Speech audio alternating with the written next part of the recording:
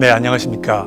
오늘은 킹스북으로 유발 하라리의 사피엔스라고 하는 책을 골랐습니다. 이 책은요, 현대의 고전이라고 할 수 있습니다. 정말 인문학의 천재가 났다, 이렇게 말씀드릴 수 있는데요. 궁금해서 제가 어떤 사람인가 좀 자세히 알아봤거든요. 76년생이니까 지금 나이가 40대죠. 그 이스라엘 출생이고요. 현재 예루살렘 대학 히브리 대학 역사학 교수인데 옥스퍼드 대학, 영국의 옥스퍼드 대학에서 중세 전쟁사로 역사학 박사를 했습니다. 그 폴론스키 상을 받았다고 그래서 이게 폴론스키가 뭔가 했더니 인문학 분야에서의 그 독창성과 또 아주 그 탁월성을, 창조성을 인정받는 상이라고 그래요. 그러니까 뭐 인문학의 뭐 노벨상으로까지 할지는 모르겠습니다만 제가 보기에도 뭐 그 정도 수준의 책이라고 생각을 합니다.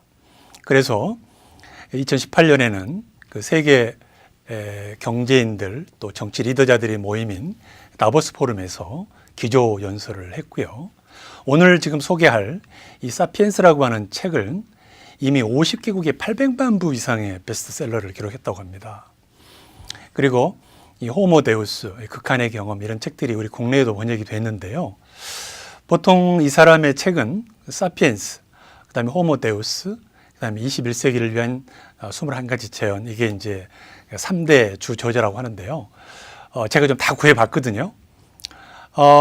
거기에 이제 극한의 경험이라고 하는 자기 박사 논문을 책으로 낸 것까지 제가 봤는데 이 책들이 보면 거의 뭐 600페이지가 넘어가요. 그래서 좋은지는 알겠지만 사실 보기가 쉽지가 않죠.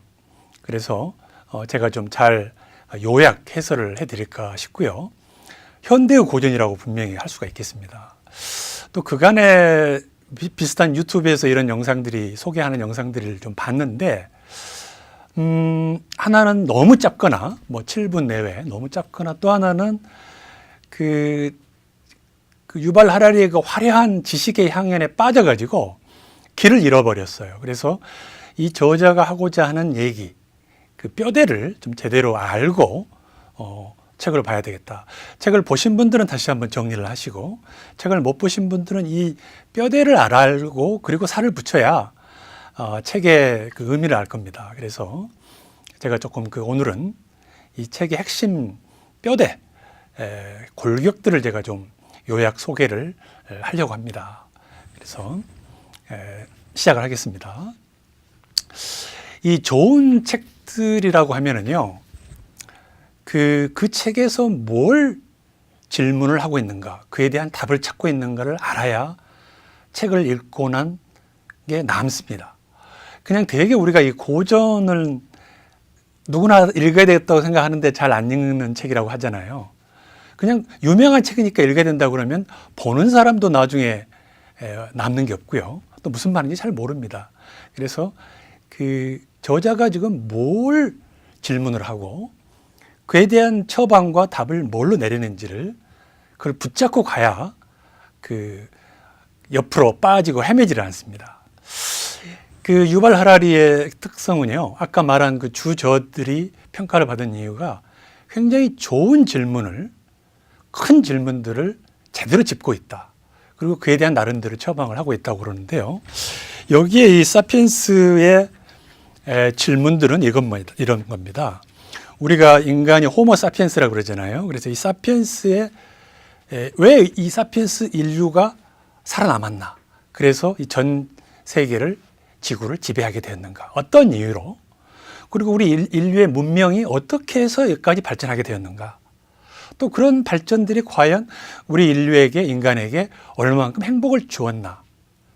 또 우리 호모 사피엔스의 유효기간은 언제까지인가? 이 말은 뭐냐면 지금 뭐 과학기술의 발전에 의해서 지금 그 생명과학 때문에 그 죽음도 극복하려고 하는 그런 시도들이 있잖아요. 그래서 그런 큰 질문들 속에서 우리가 현재 지금 어떤 그 상황에 와 있고 앞으로 어떻게 가야 되겠는가 이런 얘기들을 하고 있거든요.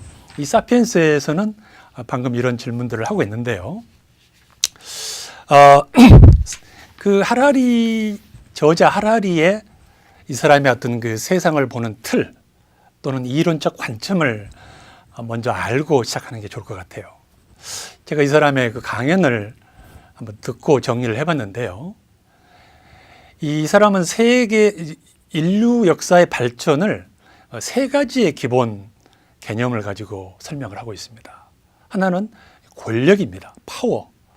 인간의 여기 이 권력에는요, 인간의 능력이 점점 향상돼 왔다는 거죠.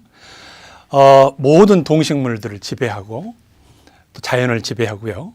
또 지금 심지어는 생명의 미래까지도 생명과학의 발달에 의해서 우리 인간 스스로를 개조할 수 있을 정도로까지 그런 능력과 힘이 축적돼 왔다. 또 그동안에 우리 자연 법칙이라고 하는 이른바 자연 선택의 원리를 인간의 지적 설계의 원칙으로 바꾸려고까지 하는 그 정도의 인간의 능력이 향상돼 왔다라고 하는 중요한 관점이 있고요. 또 하나는 이 세상이 지금 점점 더 통합의 방향으로 지금 진행되고 있다. 그렇죠? 옛날에 뭐 여러 부족들이 뭐 국가로 통합이 되고 또 지금은 또 상당한 그 문화권으로 이렇게 점점 통합이 되고요. 우리의 뭐 정치, 경제, 사회 모든 것들이 점점 더 이렇게 통합의 방향으로 진행되고 있다라고 하는 것도 중요한 관점입니다. 그런데 또 하나는요, 행복입니다. 이러한 많은 변화와 발전들이 과연 우리 인간을 행복하게 해줬느냐? 우리는 과연 과거보다 얼마만큼 더 행복해졌느냐? 그 행복에 기여했느냐? 이런 관점을 가지고 쭉 그 여러 책들을 쓰고 있거든요. 그래서 여기서 어느 한쪽만 치우친다면은요, 이 저자의 주장을 놓쳐버리기 쉽습니다.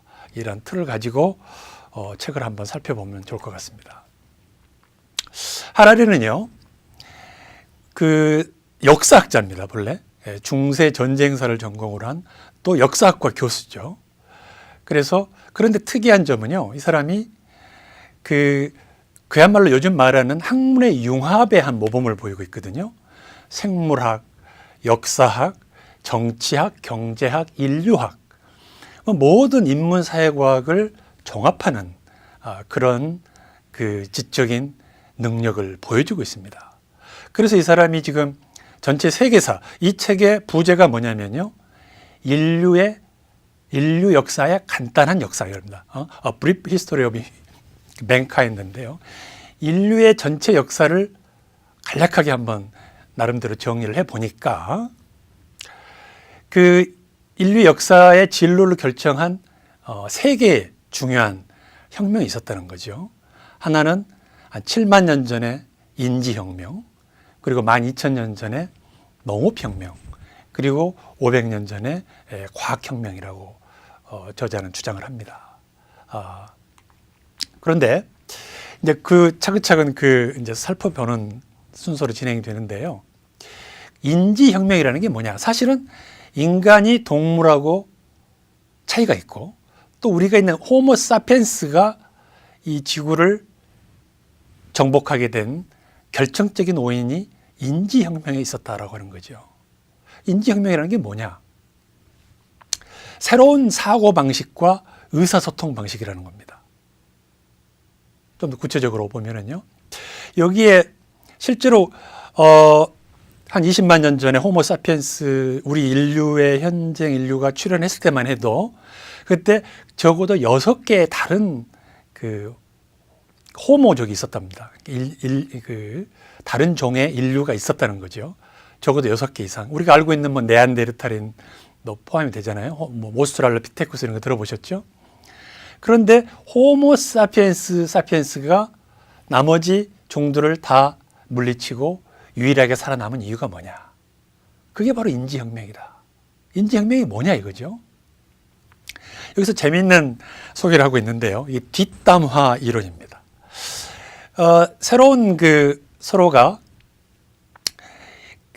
인간은 사회적 동물이라고 그러잖아요. 서로 협력할 수 있는 능력이 바로 동물들과의 차이다. 그럼 뭘로 협력이 가능했냐 하면 이 뒷담화 이론이라는 걸 소개를 합니다. 이거는 하라리의 고유한 이론은 아니고요. 이제 다른 걸 소개를 하는데, 뭘로써 이렇게 협력을 하게 하느냐면요. 우리가 누구를 협력을 하려면 그 사람을 믿을 수 있어야 되잖아요. 못 믿는 사람과 협력이 안 되잖아요. 그럼 뭘 서로 믿을 수 있게 하느냐 하면은 뒷담화라는 거예요. 우리가 쏘곤쏘곤하고 말이죠. 누구는 어쩌대, 누구는 어쩌대 이렇게 하는 것이 사실은 많은 서로 수다와 소문을 교환하면서 그 사람에 대한 평가, 평판, 결론은 그 사람 괜찮은 사람이냐 아니냐 이런 얘기를 하잖아요. 믿을 만한 사람인가 아닌가. 이렇게 뒷담화를 통해서 언어가 발달이 되고 또 그것이 서로 협력하게 하던 중요한 요소가 됐다라고 하는 재미있는 이론을 소개하는데요. 여기에는 하나 사실상 언어라고 하는 것이 중요한 협력의 요인이었다는 오래된 이론인데, 이 하라리는 이게 그치는 게 아닙니다. 하라리의 독특한 주장은 뭐냐면 이런 언어 차원을 넘어서 바로 허구를 말할 수 있는 능력이 더 큰 협력을 하게 했다는 거죠.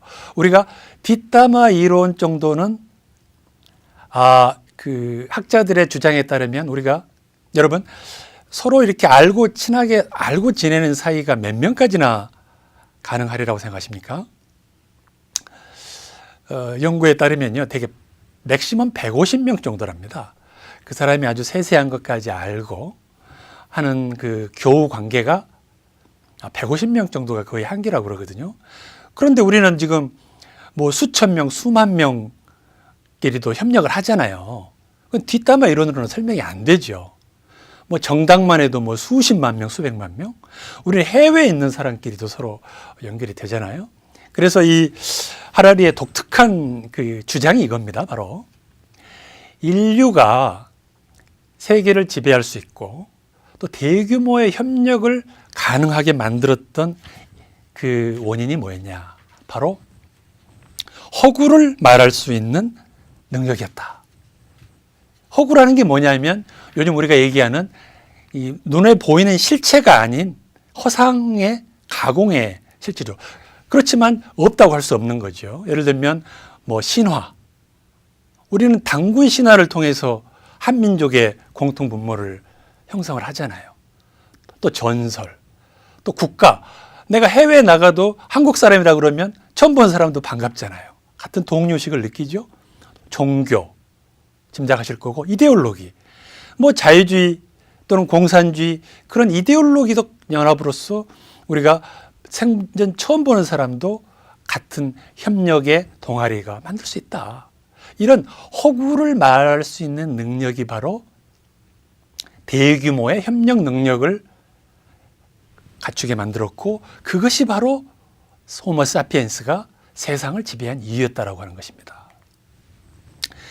그래서 이 사람은 우리가 동물들하고 1대1로 싸우면 인간이 지잖아요. 뭐 사자, 호랑이하고 싸우고 우리가 이기겠습니까? 그렇지만 집단적인 차원에서는 인간이 더 센 이유가 그런 그 서로가 협력할 수 있는 능력, 그리고 그것도 동물들도 협력하지요. 그렇지만 그 수가 제한되어 있잖아요. 그런데 그 사피엔스는 수천, 수만, 수백만까지도 협력할 수 있는 그런 능력. 그래서 이런 그 허구라고 하는 것이 하나의 가공의 접착제다.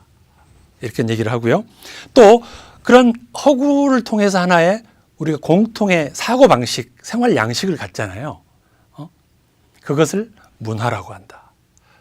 또 뭐 기독교인은 기독교인, 이슬람, 유교권 다 생각과 행동 패턴이 다르고, 또 대한민국, 일본, 중국의 약간의 다 패턴이 다르잖아요. 사고방식의 차이죠. 또 행동방식의 차이, 이런 걸 문화라고 그러고, 인류 역사의 발전은 사실은 문화의 발전이었다.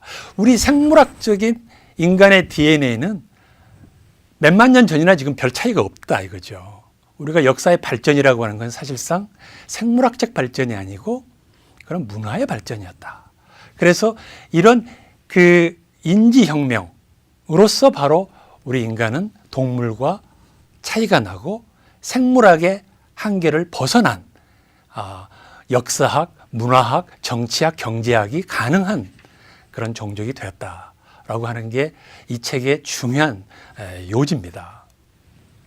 그래서 이제 구체적으로 농업혁명, 아까 말한 인지혁명을 했죠. 농업혁명, 과학혁명들을 구체적으로 살펴보고 있는데요. 이 2부에서 농업혁명에서는요, 우리가 그동안 그 역사책에서는 농업혁명이 인류의 커다란 발전과 진보라고 배우지만 이 하라리는 농업혁명이 오히려 사기였다. 인류 최대의 사기고 우리가 덫에 빠졌다. 이런 얘기를 합니다. 좀 당혹스럽죠? 농업을 하려고 보면은 이 정착 생활을 해야 되잖아요. 수렵, 유목은 돌아다녀야 되는데, 그런데 이것이 좋은 점도 있지만 나쁜 점도 많았다는 거죠. 우리가 이제 계절에 따라서 농작물을 지어야 되니까, 그냥 쉽게 여기저기서 수렵 채집하는 것보다는 더 많은 노동을 하게 됐고, 그 다음에 점점 더 면역력도 취약해졌고요. 그러면서 오히려 기아가 생겼다는 거죠. 수렵 채집 생활에는 뭐 널려 있는 게 먹는 거고 돌아다니면 되는데, 이제 정착을 해야 되니까 거기서 음식이 떨어지면 기아가 되잖아요. 그렇고 또 그 농사를 지어야 되면은 이제 가뭄에도 취약하고, 또 오히려 많은 동물들을 학살했다는 거죠. 가축으로 기를 수 없으면은 되게 이렇게 학살을 하는 동물들한테는 큰 재앙이었다는 거고요. 또 음식과 그 식량을 생산해서 비축을 하게 되면 그거를 이제 방어를 해야 되잖아요. 누가 뺏으려고 하는 사람.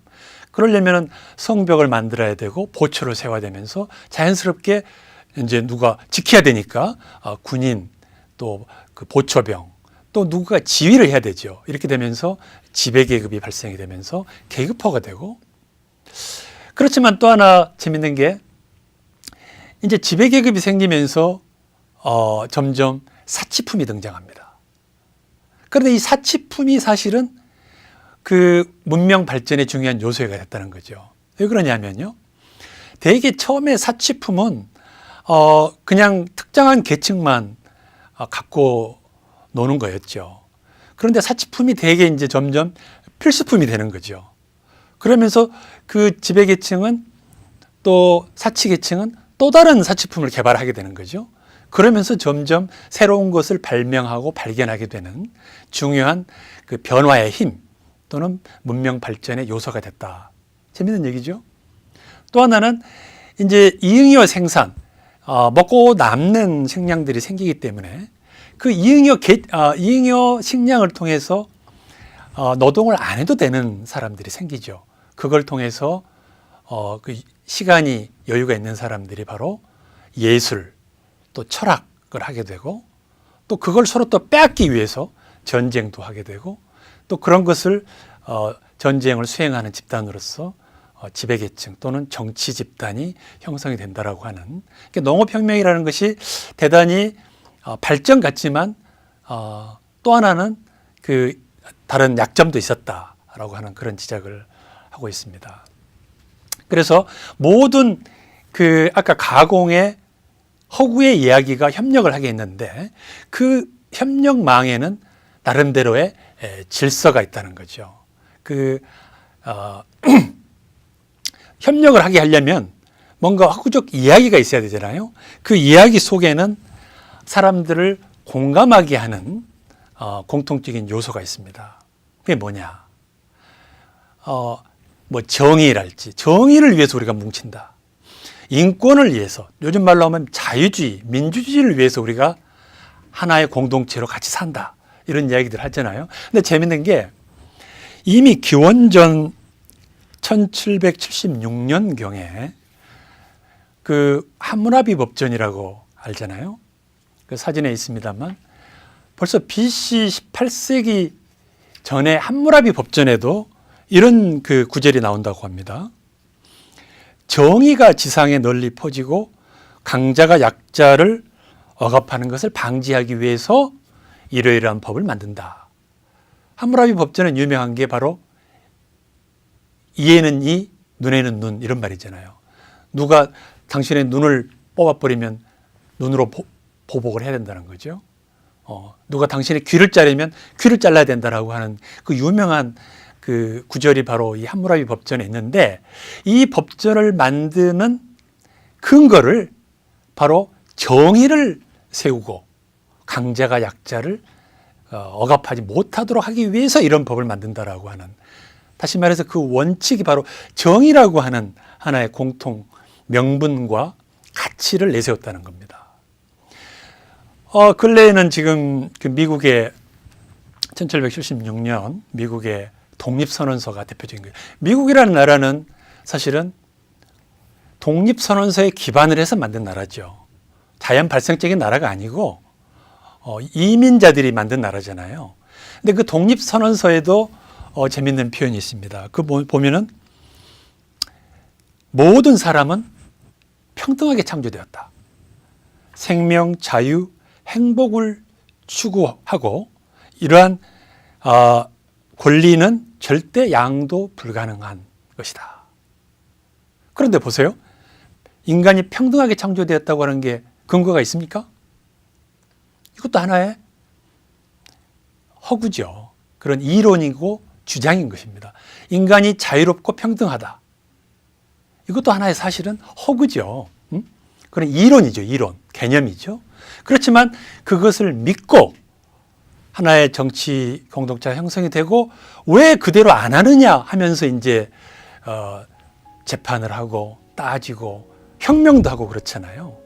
그렇기 때문에 이런 협력망에는 그 나름대로의 질서를 담고 있다. 우리가 군대만 보더라도요. 군대가 강압으로만 유지가 될 것 같습니까?